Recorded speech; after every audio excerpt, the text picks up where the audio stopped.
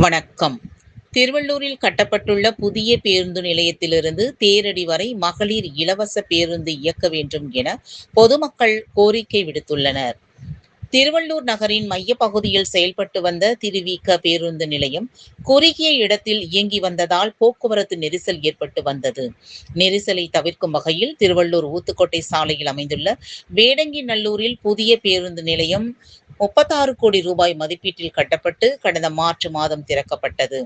இறுதிக்கட்ட பணிகள் நிறைவு பெற்றுள்ள நிலையில் இன்று முதல் மக்கள் பயன்பாட்டிற்காக கொண்டுவரப்பட்டது. மேலும் அனைத்து பகுதிகளுக்கும் செல்லும் பேருந்துகளும் புதிய பேருந்து நிலையத்திலிருந்து மட்டுமே இயக்கப்படும். இனி பழைய பேருந்து நிலையத்தில் இருந்து பேருந்துகள் இயக்கப்படுவது நிறுத்தப்பட்டுள்ளன.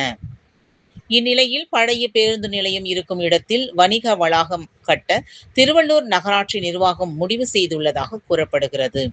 பின்னர் செய்தியாளர்களை சந்தித்து பேசிய பொதுமக்கள் தெரிவிக்கையில், திருவள்ளூர் தேரடி பகுதியில் அதிக அளவில் கட்டுமான பணிகளுக்காக செல்லும் ஆண், பெண் என 1000க்கும் மேற்பட்ட கொத்தனார் அப்பகுதியிலிருந்து வெளியூர்களுக்கு செல்வதால் 2 பேருந்து கட்டணம் செலுத்தி புதிய பேருந்து நிலையத்திற்கு வரவேண்டிய சூழ்நிலை இருப்பதாக தெரிவிக்கின்றனர்.